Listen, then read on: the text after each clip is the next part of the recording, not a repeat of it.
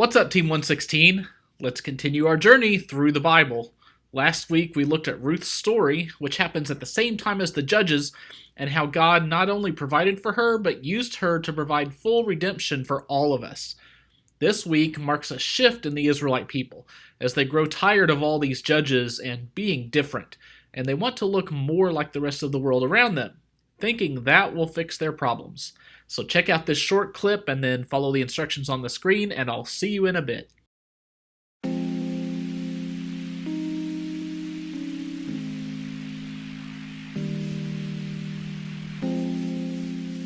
During the time when God sent judges to help Israel, there was a woman named Hannah. Hannah really wanted to have children, but was unable to. One day, she was so sad about this that she burst out crying and praying to God to give her a son. One of the priests of Israel named Eli was nearby and heard her and assumed she was drunk. "How long are you going to stay drunk?" he said to her. "Put down your wine." Hannah explained that she was not drunk, but weeping and praying for God to give her a son. When he heard this, he prayed that she would indeed have a son. Soon after, Hannah became pregnant and gave birth to a son. She named him Samuel. When he was a young boy, she brought him back to Eli, the priest, and the two of them prayed that God would use Samuel. One night, when Samuel was a little older, God spoke to him in his room, telling him about things that would happen in Israel in the future, called prophecies. This was the beginning of a special relationship between God and Samuel. God would use Samuel to speak to the Israelites over and over as a prophet. But the Israelites weren't satisfied with the prophet. They wanted a king, a military ruler like the other nations around them had. Despite Samuel's warning against it, they demanded God give them a king. Eventually, God told Samuel who to make king, a man named Saul, who was easily a foot taller than any other man, someone the Israelites would trust to lead them. Samuel brought Saul in front of all of Israel. When the Israelites saw him, they shouted, "Long live the king!" Hearing that Israel had a new king, the Philistines gathered a huge army so large that some of the Israelites ran away in fear. But Samuel gave instructions to Saul that would lead to their victory. He told Saul to wait in a region called Gilgal until he could meet him there. Then they would give a sacrifice to God before the battle with the Philistines. But Saul grew impatient, and before Samuel got there, he offered the sacrifice himself. Saul's actions had terrible consequences. He continued to choose to go against what God commanded, and instead built up his own wealth and power, leading to the end of his rule in Israel. It was time for another king.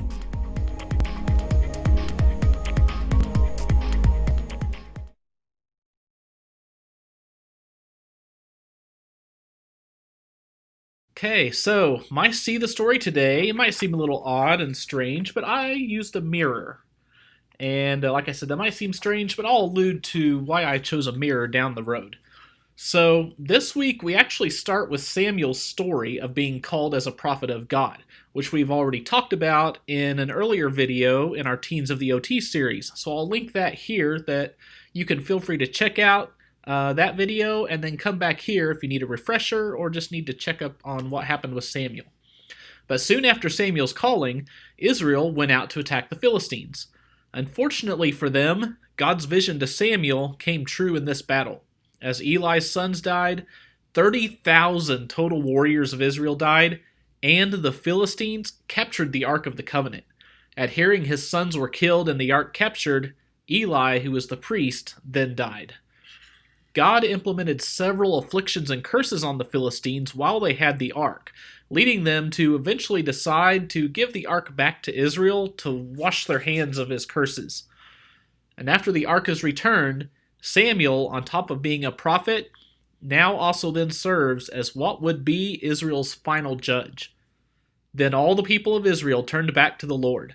So Samuel said to all the Israelites, If you are returning to the Lord with all your hearts, then rid yourselves of the foreign gods and the Ashtoreths, and commit yourselves to the Lord and serve him only, and he will deliver you out of the hand of the Philistines.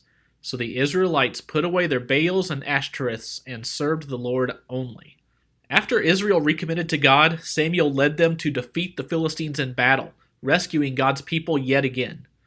As Samuel grew older, he tried appointing his sons to lead Israel in his place, but they were evil and did not follow God's ways, which led to a tipping point in Israel's history. So all the elders of Israel gathered together and came to Samuel at Ramah.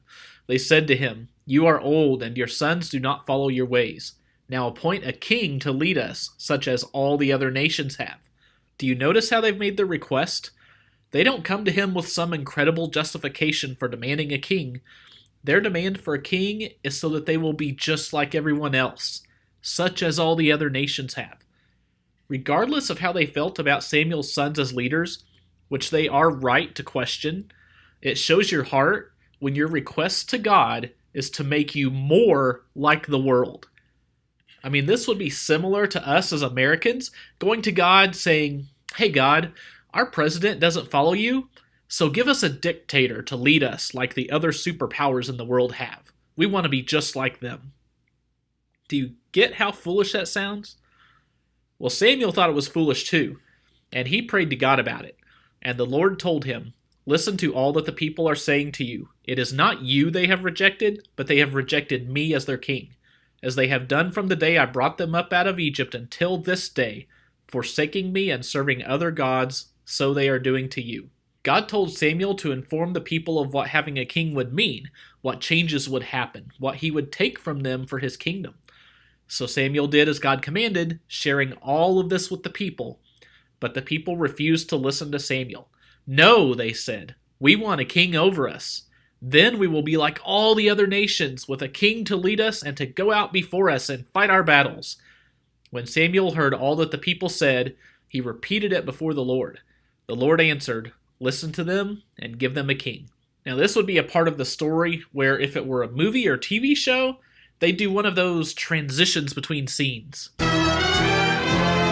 We would transition to this man named Saul, who was the son of a man of very high standing in his town, and also as handsome a young man as could be found anywhere in Israel, and he was a head taller than anyone else. Well, his father's donkeys got lost, so he was sent out with one of the servants to find and bring the donkeys back home. Well, they were having no luck, and just as Saul was ready to give up, the servant noticed that they were near the town Samuel, the prophet of God, was at, and suggested they go ask for his help, which Saul agrees to. They went up to the town, and as they were entering it, there was Samuel, coming toward them on his way up to the high place. Now the day before Saul came, the Lord had revealed this to Samuel. "About this time tomorrow, I will send you a man from the land of Benjamin. Anoint him ruler over my people Israel. He will deliver them from the hand of the Philistines. I have looked on my people, for their cry has reached me." When Samuel caught sight of Saul, the Lord said to him, "This is the man I spoke to you about. He will govern my people." Now what happens next would also make one of those great movie scenes.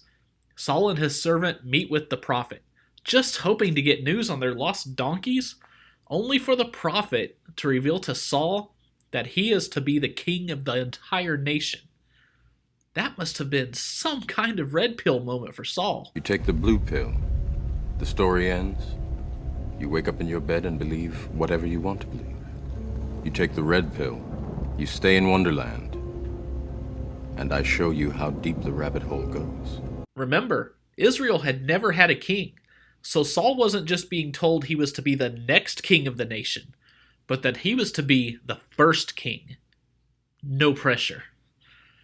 Samuel prepares Saul for how God will be changing him and preparing him to be the king to lead his people, which includes bringing the Spirit of God upon him to guide him. And as Saul turned to leave Samuel, God changed Saul's heart, and all these signs were fulfilled that day. After Saul arrived home, everyone could already see the change in Saul, but they were confused as to what happened, and Saul didn't tell anyone about how he was to become king. Samuel summoned the people of Israel to the Lord at Mizpah and said to them, "This is what the Lord, the God of Israel, says. I brought Israel up out of Egypt, and I delivered you from the power of Egypt and all the kingdoms that oppressed you. But you have now rejected your God, who saves you out of all your disasters and calamities. And you have said, 'No, appoint a king over us.' So now present yourselves before the Lord by your tribes and clans." When Samuel had all Israel come forward by tribes, the tribe of Benjamin was taken by lot. Then he brought forward the tribe of Benjamin, clan by clan, and Matri's clan was taken. Finally Saul son of Kish was taken. But when they looked for him, he was not to be found. So they inquired further of the Lord, "Has the man come here yet?" And the Lord said, "Yes, he has hidden himself among the supplies." They ran and brought him out, and as he stood among the people, he was a head taller than any of the others. Samuel said to all the people, "Do you see the man the Lord has chosen? There is no one like him among all the people." Then the people shouted, "Long live the king!" Saul's kingship then starts out by rescuing the people of Jabesh from the Ammonites. Now what's significant about this is what happens after they win the battle. When Saul was appointed king, there were some who disagreed and didn't want him as king. The people then said to Samuel, "Who was it that asked, 'Shall Saul reign over us? Turn these men over to us so that we may put them to death.' But Saul said, 'No one will be put to death today, for this day the Lord has rescued Israel.' Then Samuel said to the people, 'Come, let us go to Gilgal and there renew the kingship.' So all the people went to Gilgal and made Saul king in the presence of the Lord. There they sacrificed fellowship offerings before the Lord, and Saul and all the Israelites held a great celebration. Where most kings would not hesitate at the opportunity to eliminate those who oppose him, Saul was different and showed how, at least at this point, he had a heart for God. He didn't want to make this moment about using his authority to eliminate his opponents, but to celebrate and worship God for his leading them. He was then renewed as king with the support of everyone, so that there would not be this brewing animosity from within the nation towards him anymore. Unfortunately, Saul would not remain a king after God's heart, following God's commands. And we start to see the cracks in the people's belief that a king was meant to fix all their problems. Saul's son Jonathan led an initial attack on the Philistines, which Saul took credit for in rallying the rest of Israel to follow him in a full-on attack against the Philistines' much larger army. When the people saw what they were up against, they turned to hiding anywhere and everywhere they could find, even among the bushes. Okay, camouflage lesson number 1. To look like a bush, you have to think like a bush. And if they couldn't hide, they fled. The soldiers that were waiting with Saul were said to literally be quaking in fear.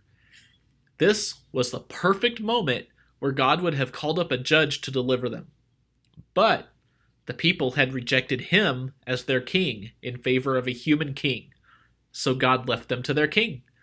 Samuel had given Saul a command to wait on him to arrive and offer an offering to God before taking action, and that if he did, God would deliver them.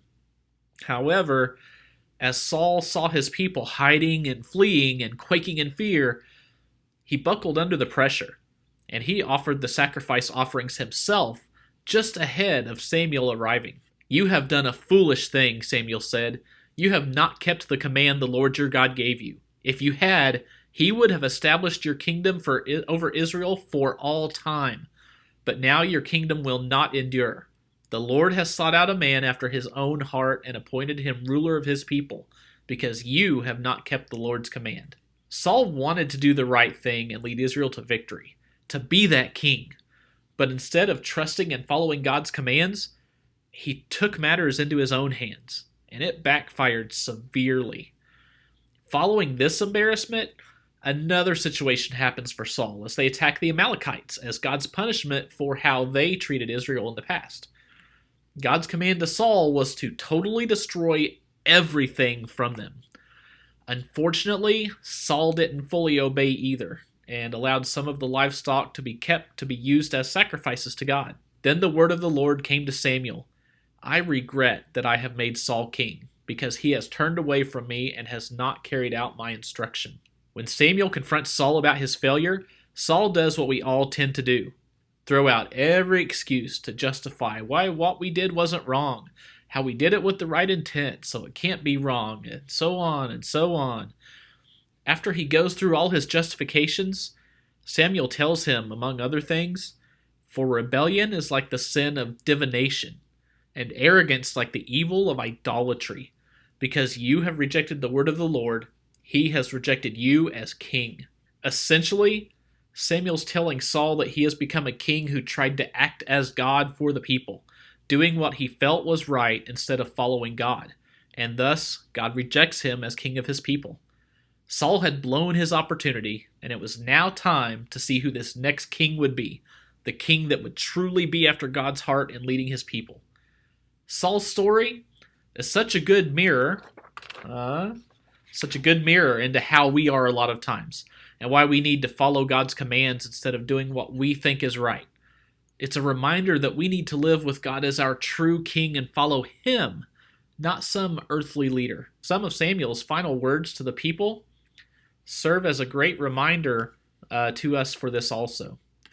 "You have done all this evil, yet do not turn away from the Lord, but serve the Lord with all your heart. Do not turn away after useless idols. They can do you no good, nor can they rescue you, because they are useless. For the sake of his great name, the Lord will not reject his people, because the Lord was pleased to make you his own. But be sure to fear the Lord and serve him faithfully with all your heart. Consider what great things he has done for you." So now's your time to join the story for this week. So maybe think about sharing, how did God react to Israel's desire for a king, and why do you think he allowed them to have a king? Maybe when have you tried to take matters into your own hands instead of relying on God? And how did it work out for you? And how does this story maybe challenge you to live differently in that way, to do more trusting in God instead of in yourself? So this week, let's remember those words from Samuel and keep true to following God instead of taking matters into our own hands. And I'll catch you on the next part of our journey.